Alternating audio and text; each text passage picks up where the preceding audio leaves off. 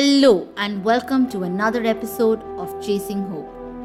You're with me, Catherine Abraham, and today, in our newest segment on history, we will cover the life of one of the greatest and most important prophets of the Old Testament. Yes, we're talking about Moses.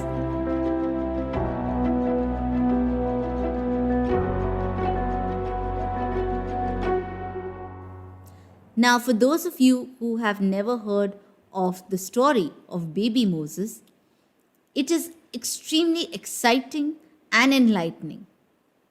Now, baby Moses was born at a time when the Israelites were being persecuted by the Egyptians, and in fact, they were slaves to the Egyptians. So, there came a time when the Pharaoh commanded for all the infants, especially the Israelite males who were below a certain age, to be executed. And this was because they did not want an infestation of Jews in the Egyptian land. But Moses' mother was a very smart lady. What she did was to go forward, take care of her baby for a few weeks, for as long as she could, and then one day she put this little child in swaddling cloth in a basket and let it into the river Nile, with the hope that someone would take pity on that baby and make them theirs. And that's how baby Moses started his life and his journey in the Egyptian palace.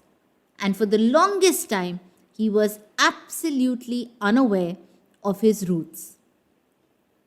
Now, here's the thing.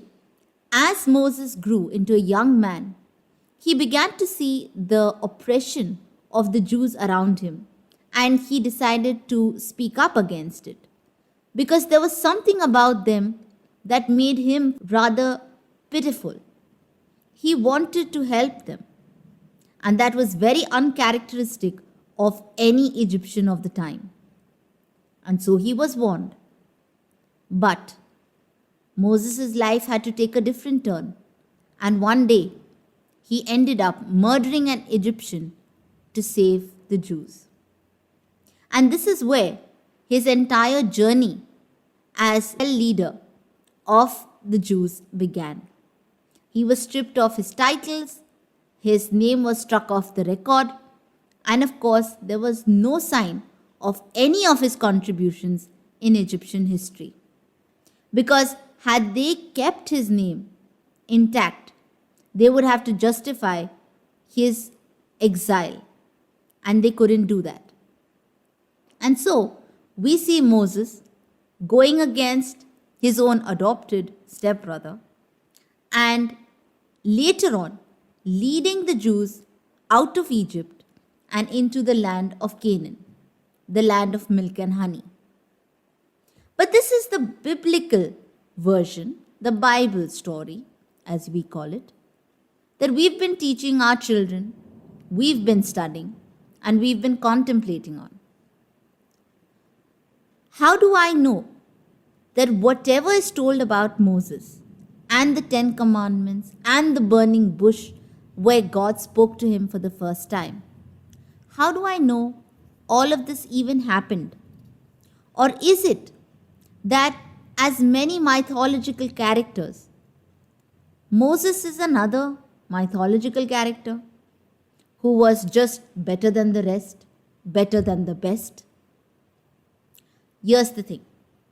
If you go back to recorded history, you will see that the Egyptian historian Manetho recounts the story of an Egyptian priest named Osasif, who led a group of lepers in rebellion against the wishes of the king, who wanted them banished.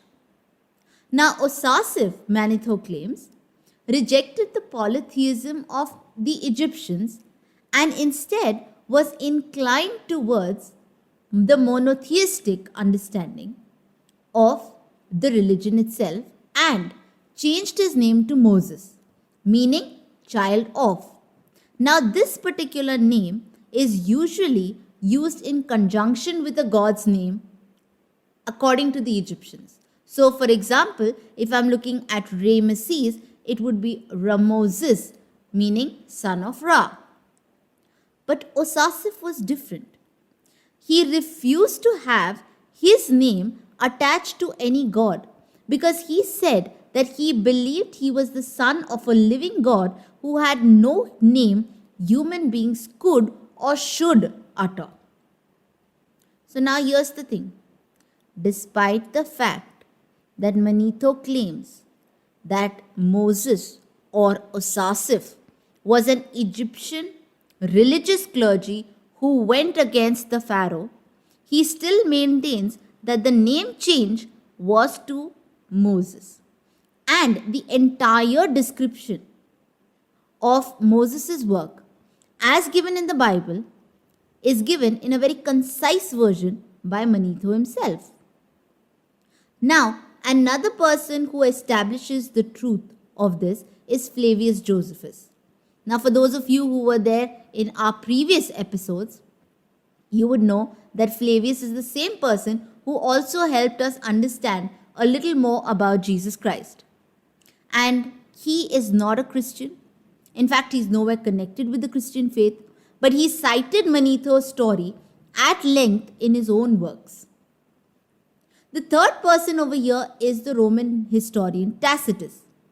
He tells a similar story of a man named Moses who became the leader of a colony of Egyptian lepers.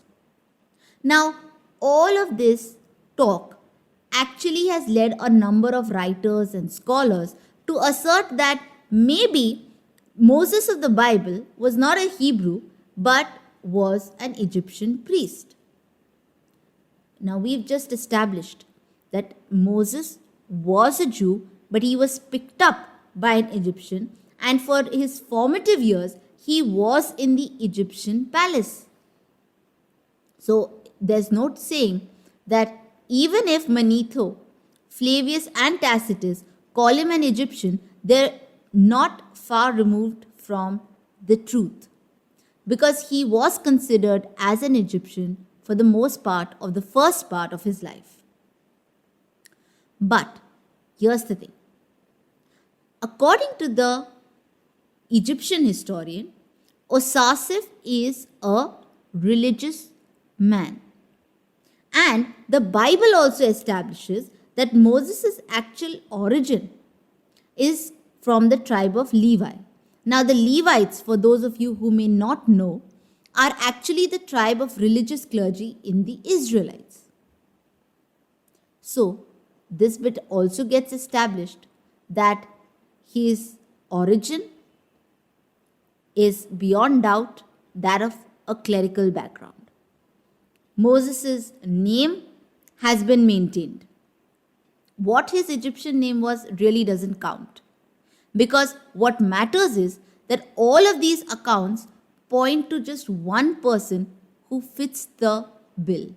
And in this case, Moses' actual history has been suitably proved. So, my friends, it's not enough, as I said before, to just question history, that is biblical history. But you need to be desperate enough to actually go forward and do your own research and ask yourself whether a person named Moses existed. Now, a tiny aside. While I was mentioning this entire account, I also mentioned the fact that Manetho, Flavius, Tacitus all talked about Moses leading the lepers. So, does that mean that all of Israel was a leper at that point? No, absolutely not. What I'm trying to establish here is that throughout history, we have seen metaphors, various metaphors, being attached to different communities and racial groups or ethnic groups even. So, it's almost like the Dalits in India, for example, who by virtue of their caste are treated in a very deplorable manner in parts of India. But these are human beings just like you and me, who live and breathe the same air, have the same goals and aspirations that any ordinary person would have. But they're still called and portrayed as untouchables.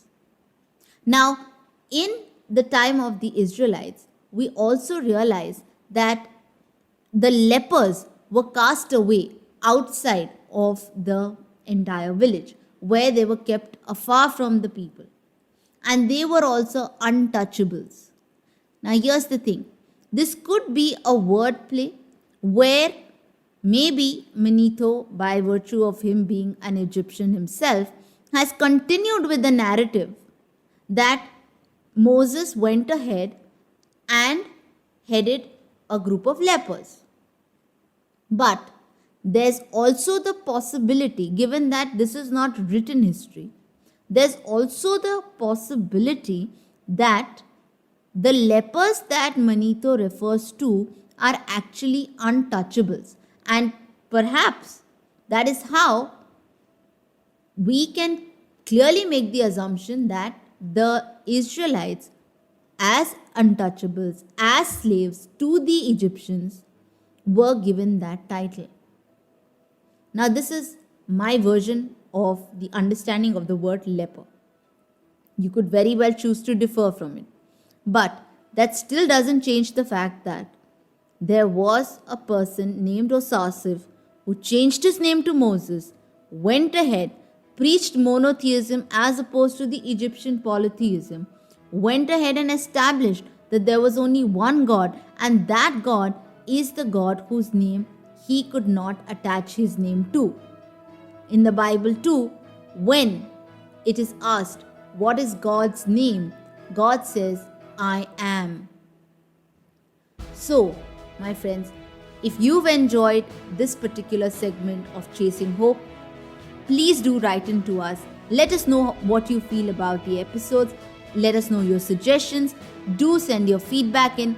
And of course, if there is anything that you'd like me to cover on Chasing Hope in terms of a biblical character or some part of biblical history, please write in to us. Apart from this, yes, absolutely, we are taking prayer requests. So if you have an important prayer request, if you are struggling through life and you're struggling through a patch, let us know and we'll make sure to be praying for you. Thank you so much for tuning in, and I look forward to meeting you in the next episode. Until then, take care, stay safe, and stay home, folks.